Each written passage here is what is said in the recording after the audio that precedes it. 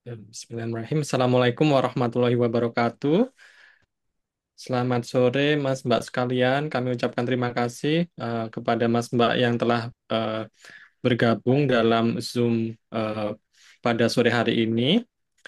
Pada sore hari ini akan disampaikan materi tentang pemasangan jas tub yang akan disampaikan oleh Mas Lutfi Rahmantaris sebagai refreshing untuk materi eh, indikasi pemasangan jas tub. Baik, untuk mempersingkat waktu, kami berikan eh, layarnya kepada Mas Lutfir untuk menyampaikan materi 10 menit atau 15 menit. Cukup, Mas. Cukup, Mas. Oke, baik. Eh, Monggo, Mas Lutfir, dipersilahkan. Terima kasih. Assalamualaikum warahmatullahi wabarakatuh. Selamat sore teman-teman sekalian. Izinkan saya sharing sedikit, mungkin beberapa teman lebih paham juga tentang gestuk mengenai terkait indikasi pemasangan gestuk, kemudian evaluasi, kemudian untuk pelepasannya.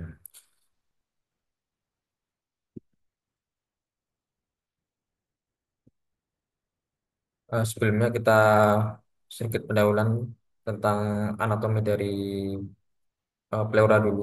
Dari anatomi pleura, sini dari paling luar adalah kulit, kemudian eh, kemudian ada subkutis, kemudian ada fasia, kemudian ada ini ada kostanya, kemudian ada muskulus interkostal eksternal dan internal, kemudian ada pleura parietal, ada ruang intrapleuranya atau cavum pleura, dan ada visceral pleura. Jadi nanti nanti dari sini mungkin dari dengan memahami anatomi maka kita bisa eh, merefleksikan ketika pemasangan chest tube itu untuk menembus sampai mana. Untuk secara berdefinisi, torakostomi adalah sebuah prosedur minimal invasif yang meletakkan kateter drainase ke dalam rongga pleura secara berikutan melalui kulit. Itu juga disebut water cell drainage. Ini karena menggunakan cairan udara sebagai seal untuk mengunci dari cairan atau udara yang keluar. Jadi torus kateter yang dimasukkan ke rongga pleura dengan perantara trocar, kemudian dihubungkan dengan pipa plastik dan ujungnya berada pada 2 cm di bawah permukaan air gelembung mudah keluar dengan adanya terjadi perbedaan perbedaan tekanan tersebut. Mungkin teman-teman yang sudah uh, di dokter IGD mungkin pernah pengalaman membuat mini chest tube atau yang menggunakan selang infus, maka bisa juga dimasuk dilakukan dengan memasang selang infus di 2 cm di bawah dari eh, permukaan cairan itu untuk menguji dari cairan itu tersebut. Kemudian ini ada triangle of safety untuk pemasangan chest tube itu sendiri di bagian anterior maka dibatasi oleh bagian lateral dari musculus pectoralis mayor, bagian posterior dibatasi oleh anterior dari musculus latissimus dorsi, sedangkan bagian inferior maka segaris dengan garis imajiner SIJ5.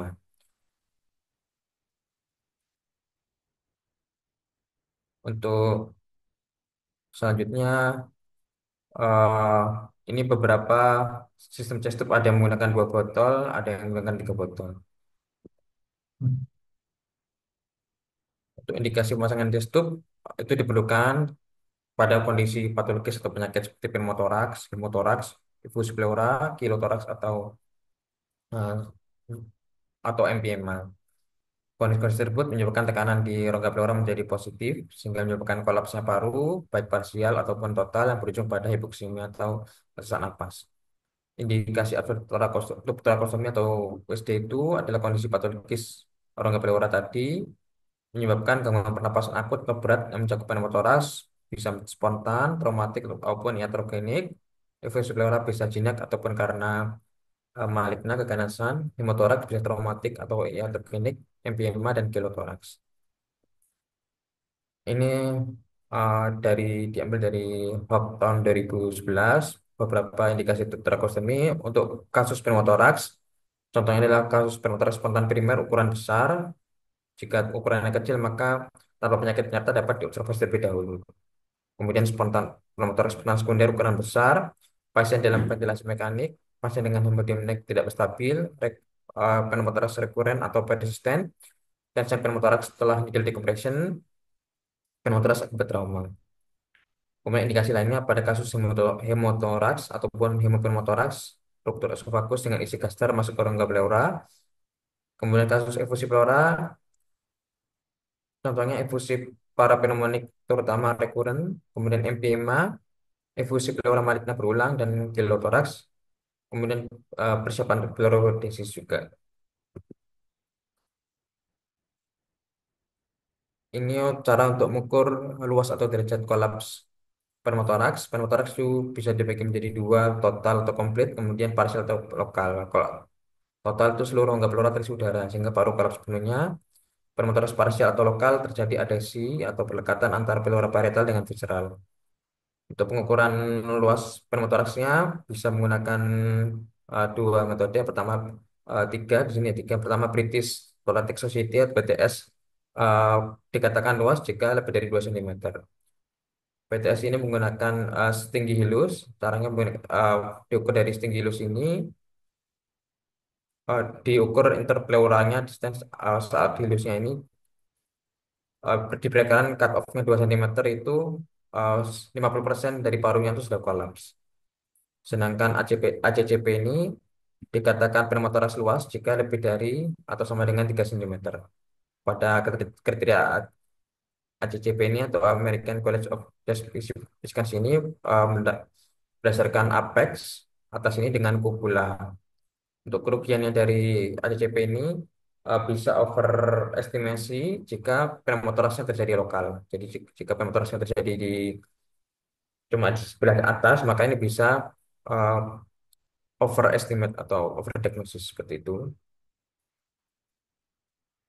Kemudian berdasarkan like kriterianya mengukur luas pneumotoraks menggunakan rumus uh, 100% dikurangi A pangkat 3 kurangi B pangkat 3 kali 100%, di mana A yaitu diameter paru yang kolaps, yang B itu diameter hematoraks.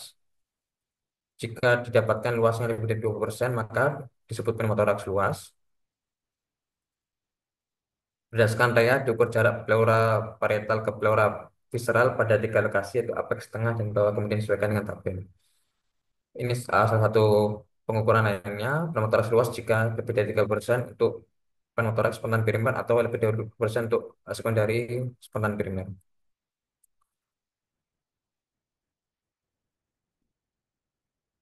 Untuk kontraindikasi dari chest tube ini, satu-satunya kontraindikasi adalah adanya fusi atau pelekatan antara rongga pleura atau simfisis pleura.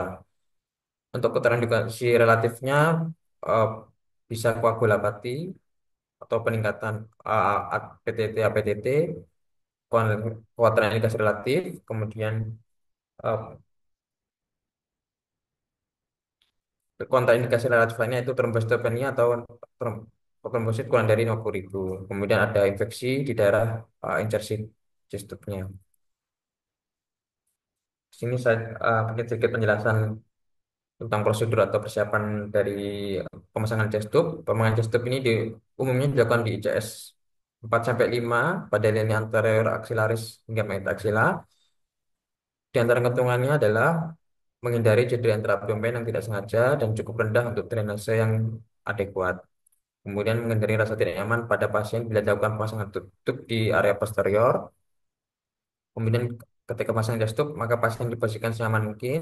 Posisi yang disarankan yaitu posisi duduk atau semi volar, kepala dan toraks dalam posisi elevasi 30-45 derajat dengan darah yang akan dilakukan tindakan posisi 30-45 derajat dengan sandaran bantal atau guling.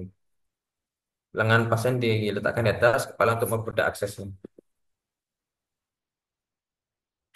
Posisi tube yang tidak mengarah ke posterior atau malposisi ke anterior atau viscera mayor sering menyebabkan fungsi drainase yang kurang baik sehingga membutuhkan reposisi. Untuk mengetahui lokasi sistem, maka diperlukan fototoraks setelah dia dilakukan pasangan sistem. Sebagian besar sistem dapat bertahan selama 2 minggu. Indikasi pasangan sistem adalah sudah tercapainya target terapi atau atau sudah tidak produksi. Misalnya paru sudah mengembang, kemudian produksi cairan. Pada kasus pneumotoraks, cestup dapat dilepas bila paru sudah mengembang sempurna pada fototoraks dan tidak didapatkan gelombang udara atau bubble pada sistem drainase. Sedangkan pada kasus efus pleura, cestup dapat dihentikan bila produksi sudah di bawah 400, di sini dikatakan 450 cc per 24 jam.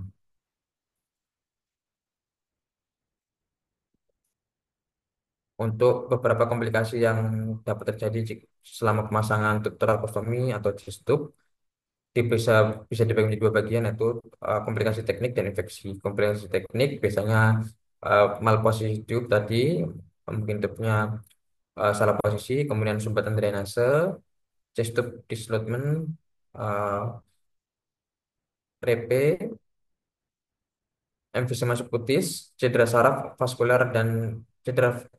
vaskular dan jantung dan fistula.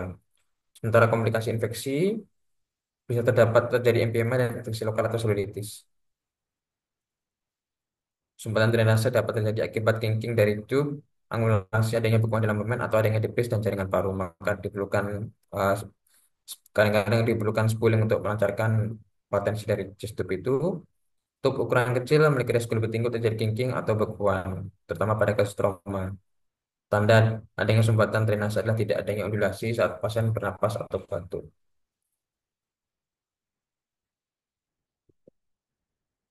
Ini beberapa ringkasan dari kompresi pasang stroke tadi. Malposisi, kemudian ada juga terjadi perdarahan, infeksi, ada nyeri juga, ada kemudian bisa terjadi shock pneumonik juga, kemudian ada expansion pulmonary edema juga, emfisema subkutis, kemudian evaluasi pemasangan selepan stop, yaitu ada yang ondulasi atau naik turunnya cairan di dalam chest tube itu sendiri, kemudian bubbles, adanya gelembung udara. Eh, Biasanya kita eh, monitoring dengan cara pasien disuruh untuk batuk, dilihat apakah ada bubble atau tidak. Jika tidak ada bubble, maka kemungkinan paru sudah mengembang sempurna. Jika ada bubble, maka kemungkinan masih ada eh, udara yang keluar, ataupun bisa juga terjadi kemungkinan bronchopleura distal atau BPF.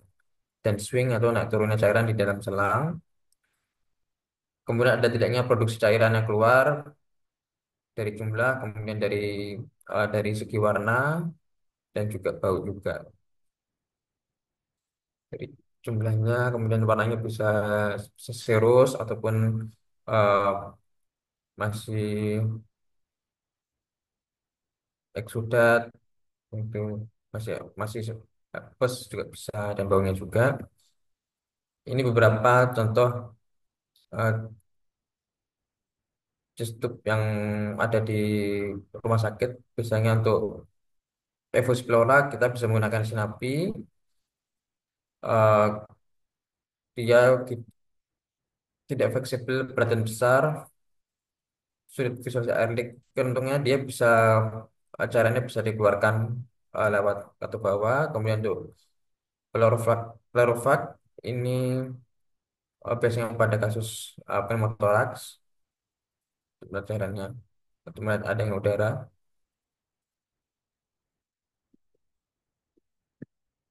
Ini beberapa referensi yang saya pakai. Mungkin itu saja presentasi dari saya. Mungkin ada tambahan dari Mas Mbak sekalian. Terima kasih. Baik, terima kasih untuk Mas Lutfi atas presentasinya. Mungkin dari Mas Mbak ada yang ingin menambahkan atau menanyakan dari materi yang telah disampaikan oleh Mas Lutfir. Monggo. Untuk Mas Zulfahmi mungkin ada yang ingin disampaikan Mas.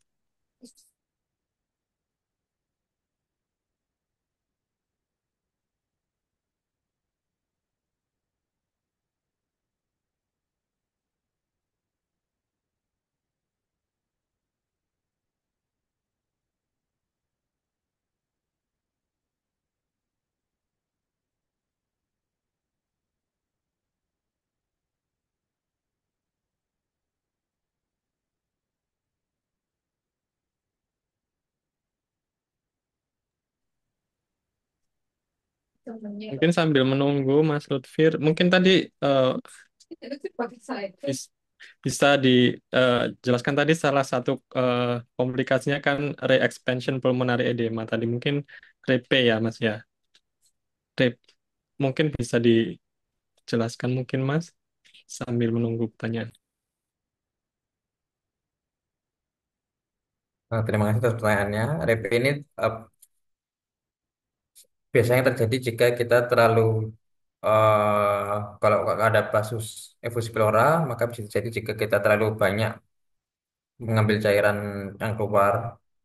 Biasanya kita batasannya 1 sampai 1,5 liter per hari. Jika terlalu terlalu banyak, maka bisa terjadi eh, parunya mengembangnya begitu cepat. Mungkin untuk patofisiologinya masih perlu saya pelajari lebih lanjut, Mas. Mungkin Mas izin untuk eh, intinya kok misalnya itu mencegah supaya parunya tidak mengembang begitu cepat, Mas.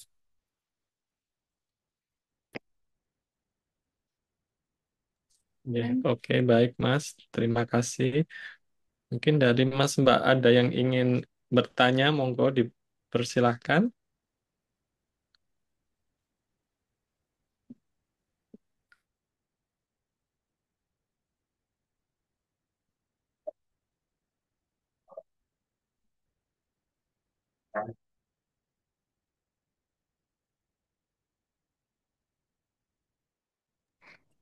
Izin Mas Yudi, mungkin ada tambahan dari Mas Yudi.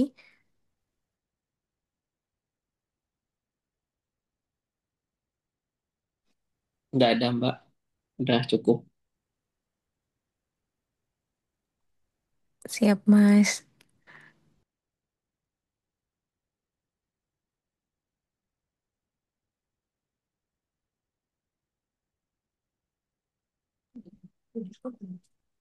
Baik, eh, mungkin kami tunggu untuk Mas Mbak yang ingin bertanya. Jika tidak ada, mungkin bisa kami akhiri untuk eh, presentasi PR sore hari ini.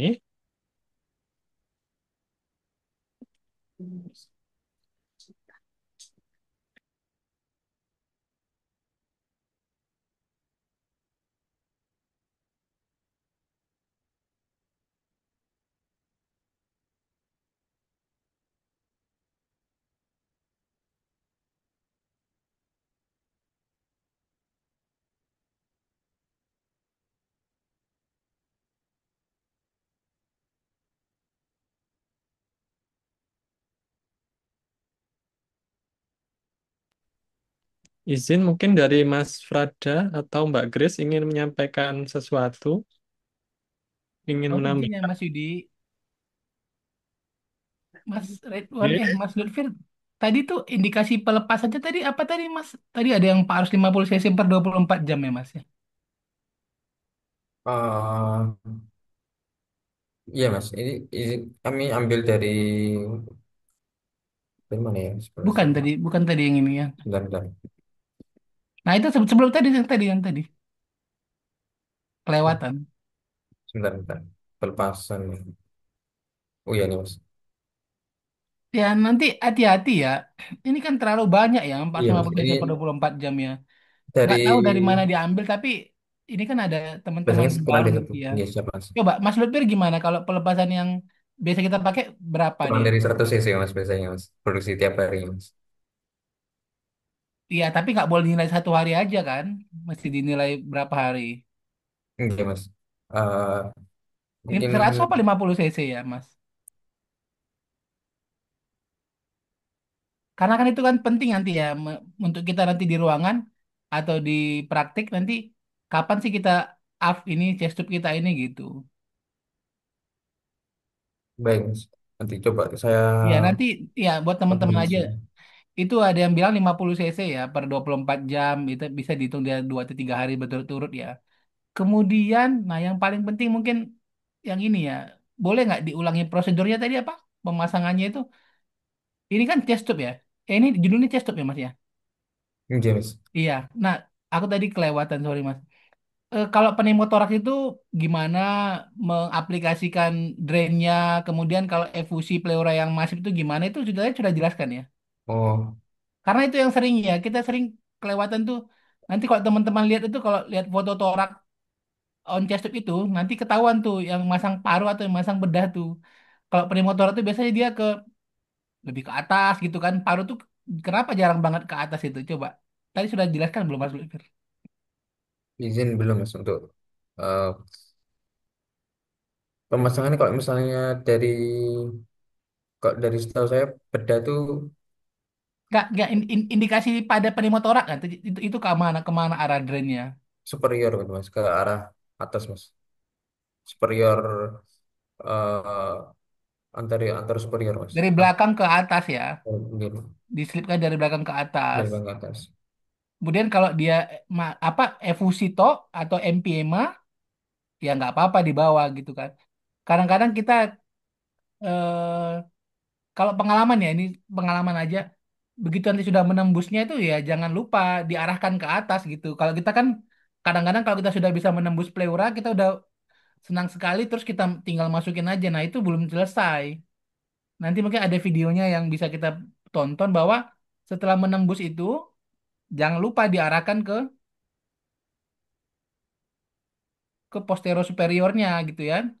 Jadi dia ya itu bedanya udara sama cairan. Kalau cairan dia bisa ngambil di bawah nggak apa-apa karena kan cairan kan kumpulnya di daerah paling bawah.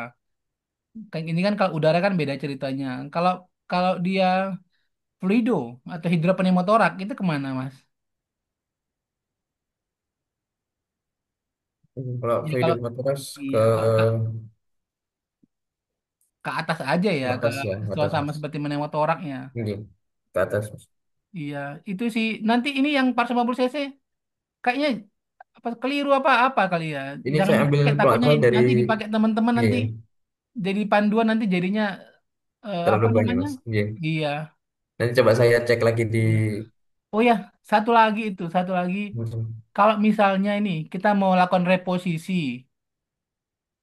misalnya anggaplah test tube-nya itu masuk terlalu dalam, mungkin masuk 12 atau 14 atau malah kurang. Nah, yang mungkin yang penting itu pengalaman ya. Kalau kita lakukan reposisi itu setelah jahitan itu dilepas atau direnggangkan, kemudian disteril semua itu sebenarnya tidak boleh dimasukkan lagi ya itu chest tube yang di luar itu ya. Itu kan sudah terkontaminasi ya. Jadi saran kalaupun mau repair itu jangan pernah memasukkan chest tube ke dalam lagi. Kalau keluar nggak apa-apa. Kalau ke dalam itu kan itu bakal membuat infeksi ke dalam. Paham nggak? Maksudnya itu selang yang sudah di luar, yang selama ini terkontaminasi di luar, itu jangan dimasukin ke dalam. Ya kalau akhirnya dia kurang nggak menembus pleura ya berarti mesti ini dipasang ulang gitu. Maksudnya jangan sampai membuat barang yang dari luar yang sudah terkontaminasi itu masuk ke dalam lagi. baik Itu Mas. sih pitfallnya dari aku. Ya, terima kasih. Mungkin Mas Yudi kali ada yang mau ditambahkan Mas Yudi? Udah cukup Mas Prada.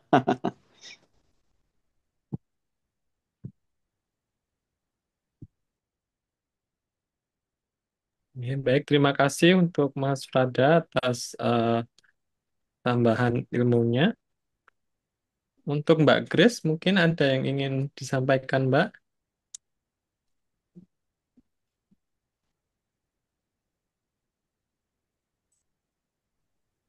Itu foto toraks dilakukan untuk memastikan lokasi chest tube. Emang lokasi chest tube-nya di mana aja, Mas Lutfir? Oh, ini maksudnya ini tipnya Mbak, tip mungkin tipnya mungkin takutnya ada yang tidak pas atau terlalu tinggi sehingga drainasinya mungkin kurang baik ataupun terlalu masuk ke dalam kemudian mungkin ada yang mungkin kinking dan sebagainya Mbak. Oh, maksudnya itu untuk evaluasi ya. Evaluasi Mbak. Untuk evaluasi sistemnya itu seperti apa Mbak? Apa ada yang kinking dan seperti itu Mbak. Oh iya, oke.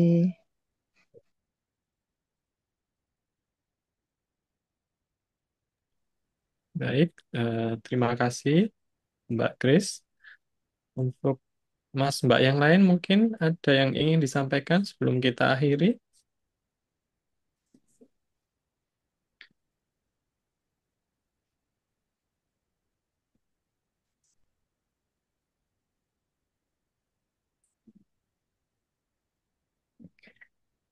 Ya, baik, jika tidak ada, eh, mungkin kami akhiri sampai di sini. Sekali lagi kami ucapkan terima kasih untuk Mas Mbak yang bersedia untuk hadir pada Zoom kali ini. Semoga eh, apa yang telah disampaikan dapat menambah ilmu dan bermanfaat untuk kita semua. Terima kasih. Kami akhiri. Wassalamualaikum warahmatullahi wabarakatuh.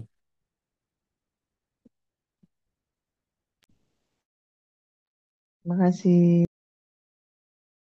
Terima kasih Mbak Grace, Mas Frada.